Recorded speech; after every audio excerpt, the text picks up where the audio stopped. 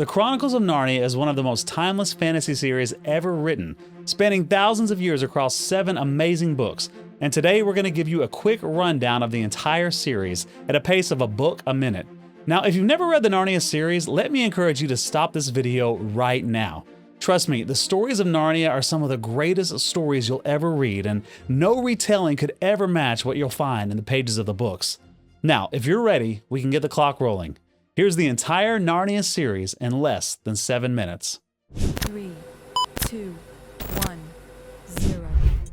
Book 1, The Lion, the Witch, and the Wardrobe, is set during World War II, where the Pevensey siblings, Peter, Susan, Edmund, and Lucy, are sent to the countryside mansion of Professor Diggory Kirke. Lucy discovers Narnia through entering a magical wardrobe, where she meets Tumnus the Faun, who warns her of the White Witch, the false queen of Narnia. Edmund also enters Narnia and is tempted by the witch with enchanted Turkish delight to betray his siblings. All 4 children eventually enter Narnia and learn from the beavers that they are part of a prophecy and that Aslan, the great lion and true king of Narnia, has returned. Edmund deserts them and is captured by the White Witch, who demands that he be executed according to the laws of the deep magic. To save him, Aslan offers his own life on the stone table as a sacrifice. The witch kills Aslan, but he is resurrected the next day, breaking her power. Peter leads the Narnians into battle where the witch is killed by the resurrected Aslan, and the children are crowned kings and queens at the castle Cair Paravel. After ruling for 15 years, they chase a white stag through the forest and stumble back through the wardrobe door where little time has passed and they are children once again. 1 year later, the Pevenseys are pulled from a railway station to a beach near the ruins of Cair Paravel, where they realize that 1,300 years have passed in Narnia. They rescue the dwarf Trumpkin from Telmarine soldiers and learn that Narnia is now under the rule of Miraz, who seized the throne after killing his brother King Caspian IX. Prince Caspian, the rightful heir, had escaped with the help of his tutor Dr. Cornelius, who taught him the true history of Narnia and gave him Susan's magical horn. Caspian rallied old Narnians to resist Miraz, but the army was surrounded at Aslan's Howe and Caspian blew the horn, summoning the children from England. Aslan appears to them and tells the boys to hurry to Caspian at Aslan's Howe just in time to stop a dark ritual by a hag and a werewolf. After a council, Peter challenges Miraz to settle the war with the champions' battle. Miraz falls, but treachery sparks a full-scale battle. Meanwhile, Aslan and the girls awaken the forest and free the river god at Baruna, causing the Telmarines to surrender. Caspian is declared king, and the next day, Aslan offers the Telmarines a choice, to stay or return to Earth. The Pevenseys, learning Peter and Susan cannot return, pass through the magical gate back to the railway station on Earth. A year later, Lucy, Edmund, and their spoiled cousin Eustace are pulled into Narnia through a magical painting, landing in the Eastern Ocean near Caspian's ship, the Dawn Treader. He's on a quest to find the 7 lost lords of Narnia, fulfilling his coronation oath to Aslan. At the Lone Islands, they're captured by slavers, but Caspian frees the people and appoints Lord Byrne as Duke. On Dragon Island, Eustace steals a bracelet from a dragon's hoard and is turned into a dragon himself. Humbled and broken, he is restored by Aslan and becomes a better person. At Deathwater Island, they find Lord Restamar turned to gold, and on Duffer Island, they meet the magician Corican and the invisible one-footed Dufflepuds. At the Dark Island, they rescue Lord Root from a world of nightmares.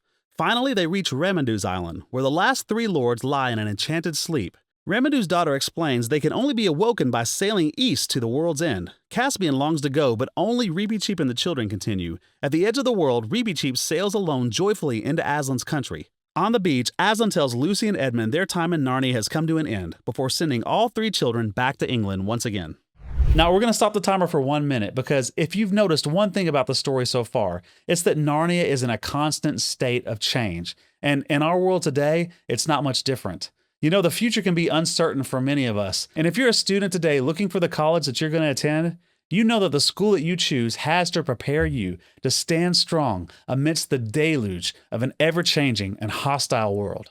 That's why I believe so strongly in Boyce College. Boyce College's mission is to prepare graduates to be servants of the gospel, no matter what path they choose, from ministry to the marketplace. And they're able to do that because of an outstanding faculty, an amazing Christian community, and a commitment to teach the truths of the gospel in everything that they do. And so if you're a student today looking for the right college, please do yourself a favor and check out Boyce College by visiting the link in the description below or visiting boycecollege.com.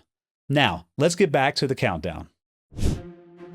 Later that year, Eustace and his schoolmate Jill Pole are fleeing bullies at Experiment House and escape through a magic portal into Aslan's country. When Eustace falls from an impossibly high cliff, Aslan saves them and gives Jill 4 signs she must follow. They're in Narnia 50 years later, where Caspian is now a dying old man. At a secret meeting, the owls explain that Caspian's wife was killed by a green serpent and that Rillian disappeared while seeking revenge. Guided by the marshwiggle Puddleglum, Jill and Eustace head north. They meet the Lady of the Green Kirtle and her silent knight, who direct them to the giants of Harfang. Barely escaping being eaten, they escape into a cavern leading to the Underland. There, the Earthmen take them to an underground city where they find the knight tied to a silver chair. He's set free and he destroys the chair, revealing himself as Rillian, who is brainwashed by the lady's dark magic. She returns and transforms into the serpent, but is killed by Rillian, breaking her magic and freeing the Earthmen. Back in Narnia, Rillian reunites with his father before Caspian takes his final breath. Back on the mountain, Aslan resurrects Caspian, and together he and the children confront the school bullies before Caspian departs for Aslan's country. During Narnia's golden age, a boy named Shasta lived in Calormen with the fisherman Arshish, who he discovered is not his real father. When a nobleman tries to buy him, Shasta escapes with Bree, a talking warhorse from Narnia. On the road, they meet Aravis, a Calormen noble fleeing the arranged marriage, and her talking mare Hwyn. Together, they all set out for Narnia. In the city of Tashbaan, Shasta is mistaken for Prince Corin of Archenland and overhears that Queen Susan is being forced to marry Prince Rabadash. Meanwhile, Aravis learns of Rabadash's secret plan to invade Narnia and Archenland with a surprise attack. The 4 companions race across the desert to warn King Lune. Along the way, a lion chases them, slashing Aravis's back. Later, they discover it was Aslan, using the wound to humble her and guide them safely to the hermit of the southern march, who heals her. After encountering a lion in the mountain pass, Shasta reaches King Lune just in time, and with Edmund and Lucy's help, the Calormen army is defeated. Aslan temporarily turns Rabadash into a donkey as a punishment, and Shasta learns that he is actually Cor, King Lune's lost son and heir. Cor and Aravis later marry, ruling Archenland together, while Bree and Hwyn find peace in Narnia.